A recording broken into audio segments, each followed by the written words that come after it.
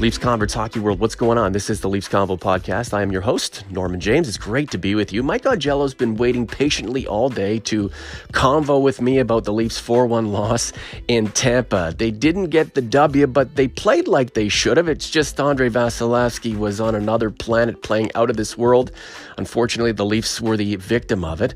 We'll talk about that, weigh the positive with the negative, the praise with the criticism, and we'll get on Freddie Gauthier because Mike likes to do that. He's ready to go. I'm ready to go. You're ready to go. So what do you say? Let's pod. The Leafs Convo starts right now.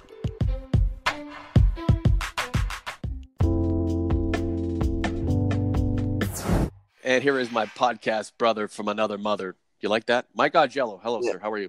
Good afternoon, Norman. I am fine. How are you? Not too bad. Thinking about that Leafs loss in Tampa, they were fantastic through the first period. Then late in the second, it kind of came undone, and they just couldn't catch up. That's the reason Tampa is the best team in the league. 4-1 Lightning, and now it's off to Sunrise. Just lamenting over that game against the Lightning. I look at the performance of Andrei Vasilevskiy, and a lot of people were saying before the game that was a good thing, that he's coming off a month on the injured list with a broken foot, and he's going to be rusty. Well, he didn't look very rusty, and I think he was the main reason why Tampa won that game. I thought the Leafs played pretty well, but what happened is, with any good team, is Tampa took advantage of a few miscues that Toronto made, and they made him pay for it.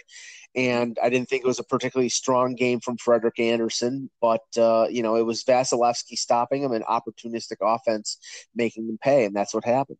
Wow, Toronto 49 shots. They won almost 55% of the faceoffs.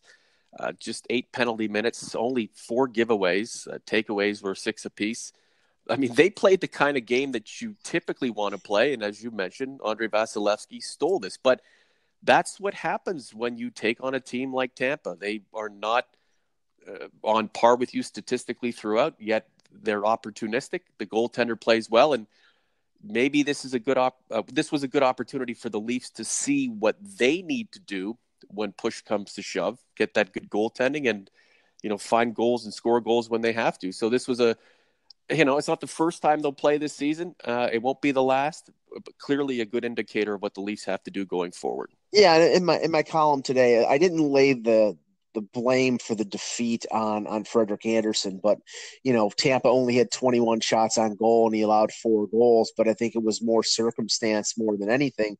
The Anthony Cirelli shorthanded goal, William Nylander gets the puck knocked off of his stick at the red line, and Jake Gardiner for some reason was drifting to the right rather than staying up the middle, and that allowed Cirelli to come back and score the tying goal. And if you saw the game-winning goal, I mean, it was a great stop by Anderson, but Kucherov's one-timer, knocked his glove over the goal line. So that wasn't a mistake. It was the last minute of the second period where there was a bit of a collapse, and at that point, down 4-1, even though they were enjoying a great advantage in terms of shots on goal. The game was essentially over with. When you have 6 power plays, you're going to get lots of shots on goal. And Mike Babcock says the Leafs can, out-posture and out-muscle their opponents with the power play. But recently it hasn't been good. 0 for the last 2 games, 0 for 10 going back to Carolina. For 12, if you include the game prior to that in Boston. So, yeah, every team has its ups and downs on special team. The Leafs clearly not clicking with the man advantage right now, and I don't know if it's cause for concern, but it's also an indicator that you can't just rely on your power play to do all the damage, because you're going to run into hot goaltenders. You're going to not have the puck luck. You're going to be gripping the stick too tight. You have to enhance in other ways, and then expect a lot of the good things that you do, the positive traits that you're known for, to find their way back into your game going forward. Again, this is a nice opportunity for the Leafs to see what the best team in the league does. And I don't think the Leafs are too far away, but again, I think Tampa also did, show the Leafs, who have plenty of talent and who are really good, that, they're not the front runners. Tampa is. Well, one thing that I saw from Tampa in terms of matching them up against the Leafs and seeing who's better where. I mean, obviously Vasilevsky had a much better night than Anderson, but that's going to happen. Anderson has been great for most of the year, so you can't really, get on his case. Although I think, maybe the two performances in Boston and Tampa were indicative of a little bit of a sense of fatigue, Mm-hmm. and that's a concern because we know that right now Mike Babcock doesn't seem to trust Garrett Sparks to play him more. Forward wise, I thought the Leafs were just as good or maybe even better. Mm-hmm. But the one thing that you see about Tampa is, their third line is basically a first or second line from a couple of years ago with Palat and Killorn and Tyler Johnson, those guys, and then their fourth line was really effective as well. And as opposed to the Leafs' fourth line, Freddie Gauthier was out on the ice for about 6 minutes yesterday. Now he's only in the lineup because Zach Hyman was suspended. That was the second game, Mm-hmm. and Tampa Bay seized on the opportunity with Gauthier out there, who could not keep up with the pace and was part of the effort with a few seconds left to go in the second period that ended up icing the game for Tampa Bay. I'm just saying that, he's a good kid and everything, but Freddie Gauthier does not belong in the NHL, and he does not belong on the Maple Leafs roster. And they have to find a way. Now, he'll be a healthy scratch once Hyman comes back, but he should not Mm-hmm. be on the 23-man roster, and I'm not sure why he is. He's the size of Eric Lindros, yet he plays like he's a peewee. It doesn't make any sense why he's not more of a force out there, especially considering how much time he's spent cultivating through junior, through the Marlies. I mean, this guy should be grabbing his opportunity to make a difference and running with it and succeeding. And it just, I don't know, it doesn't make a lot of sense. And, you'll have his boosters and people who feel like he is contributing, saying, well, he's not getting enough ice time. You never get enough ice time when you're on the fourth line or you're playing a support role. But this guy, I don't know, he's got the size, and I think he doesn't use his size the way he should. Mike, let me ask you a couple of things. First off, about Gauthier, why do you think either Babcock or management is not force feeding this guy into the lineup, but are they trying to give him every single opportunity possible to make the impression and to cross the threshold before they cut bait with him? Like, what is it? Yeah, I mean, I think there's loyalty there with Kyle Dubas because he was part of the Marlies Calder Cup championship, and he served a pretty decent role with that team. But he's a Leaf first round pick, so Mm-hmm. they want to emphasize developing their own players. But I mean, yesterday to accommodate Gauthier playing center because he has played the wing a couple times and has been bad at doing it. They had to move Par Lindholm to the left side, which is out of position for him, and he is much better at center than playing the wing, and move Tyler Ennis to the right side from the Mm-hmm. left just to accommodate Gauthier. So, I mean, obviously when Hyman comes back, it's going to be Connor Brown on the right side on the fourth line with Lindholm and Ennis on the left side. That's a much more effective unit. But even, you look at the players in the American Hockey League that are doing well with the Marlies right now. Last year around this time was the time that Kasper Kapanen was called up. They called up Andres Janssen in March. You're going to see moves, and I think, what this it reflects is, the Leafs, what they did last year with Dominic Moore and Eric Fair, and sort of feeling out where they are. But at a certain point, they have to bring up the guys who are better and better suited to contributing on that fourth line. And that's where I say, I don't see where he contributes. He's, in terms of Mm-hmm. Gauthier, he's big, he doesn't hit, and he's not particularly good defensively, and he's not particularly good on faceoffs. Other than being a nice guy, I don't know why he's there. You sound like me now. Where were you during the Eric Fair era for the Toronto Maple Leafs, Mike? Oh, boy, that was a blast. What a run that was. I'll never forget it. I think I'm going to get Eric Fair tattooed on my lower back. Maybe I There you shouldn't have go. shared that. This is the Leafs Convo. Norman James with Mike Augello. Thank you so much for all of your support, whether it's on the YouTube channel or any of the podcast platforms we beam out to. Over 20 of them now. Kasper Kapanen, a nice goal. Was it Kucherov who just threw that puck out to him and it was picked the shelf? And Toronto took the lead 1-0, but that didn't last too long because our good friend, oh yes, we love him, William Nylander, and his entry zone prowess, which he's really good at, trying to get through the blue line on the power play. he got the puck stripped from him, and the rest is history. Look, if the Leafs had won this game 4-1, but were outplayed, outshot the way that Tampa was yesterday, we'd be lamenting all of the things that the Leafs didn't do right despite having the winning score.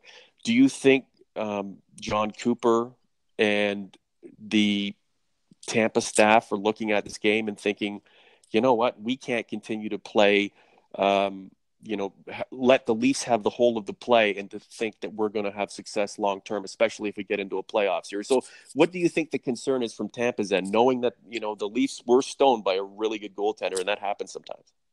Well, the funny thing is that it was the exact opposite for the last month. Basically, their offense covered up for, Louis Domingue, who's a number 2 goaltender, and he played well. He was, I think, second star of the week last week.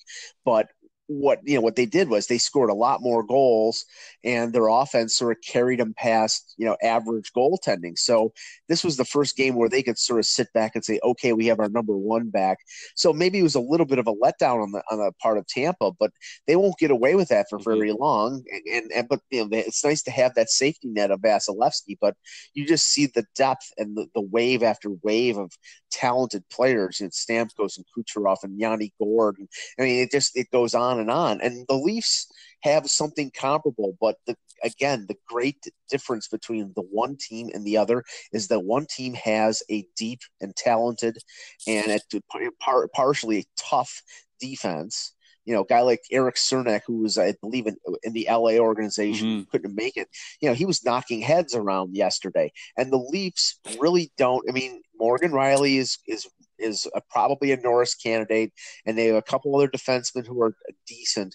But after that, their defense is nowhere close to being as good as Tampa's. We're not stupid. Fans aren't stupid. Even the ones who think that this team, comprised the way it is now, can succeed and ultimately win the Stanley Cup, they're not stupid. I think they're lying to themselves a little bit, but we all do as fans. This team certainly needs to upgrade and needs to enhance, definitely. We think about a Leafs-Tampa playoff series. We were talking about a Leafs-Sabres playoff series, Leafs-Bruins. Good Lord, just making it to the final is going to be, push come to shove, hell on earth, moving mountains, whatever you want to say. It is going to be such a grind just to get through 3 rounds. And, the Leafs have the offense to do it. They probably have the goaltender to do it. They have the coach to do it. And, they have a management group that wants to help complement what this team is about right now. But can the Leafs add to the core in the right way and almost interrupt expectation and perhaps history and getting in the way of a team like Tampa that seems to be a level ahead and almost a little bit more ready than the Maple Leafs to take that step and become a champion? The Leafs can do it, but they're going to have to interrupt what Tampa's all about right now. And boy, oh boy, the Lightning are just on fire. And, I hate to get all over Freddie Gauthier because he's a support player. If we're going to get on anyone, we could get on Austin Matthews for not having the hot stick like he had when he first started, or Mitch Marner or whomever, William Nylander.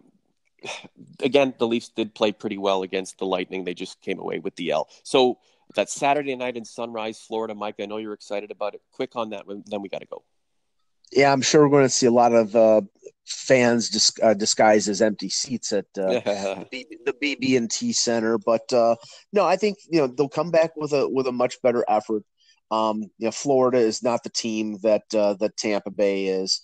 I'm not sure if we're going to see James Reimer, who gave up 5 goals to Minnesota yesterday, or if Roberto Luongo is 100% healthy.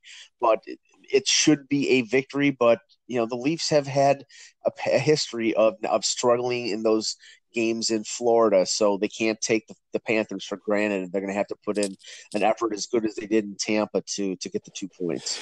Yeah, the President's Trophy isn't what the Leafs are essentially aspiring to obtain this season. If they did, that would be great. But I feel like being 8 points behind Tampa right now, the Leafs are going to have to start thinking either about a 15-game win streak or just trying to secure something cozily behind Tampa. And in doing that, you have to continue to pick up victories. And I'm pretty confident the Leafs will do such a thing. We haven't seen them hit the skids thus far, 32 games, but there are 50 to go. And they're just going to have to guard against any run of futility that allows their contemporaries and competitors to either catch up or push too far ahead.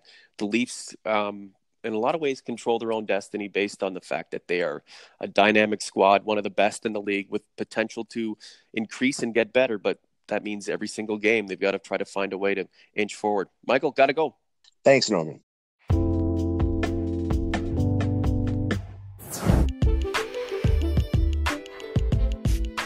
That'll put a cappy on this epi of the Leafs Convo podcast. Thank you so much for your time and efforts supporting our little Leafs Convo podcast project. If you've linked up with us through hockeybuzz.com and Mike's article there, we appreciate it. If you haven't subscribed to the Leafs Convo YouTube channel, just go ahead and do it. We need your subscriptions. We're trying to get to about 2,000 by February. It's going to be tough, but we think we can manage and make it happen. At Mike in Buffalo, at Norman James TLC, at Kyle Outridge TLC, at David Nastico 200. The ways you can get in touch with us, do it, and do it often. For Mike, I'm Norm. We'll talk to you soon. The Convo's out.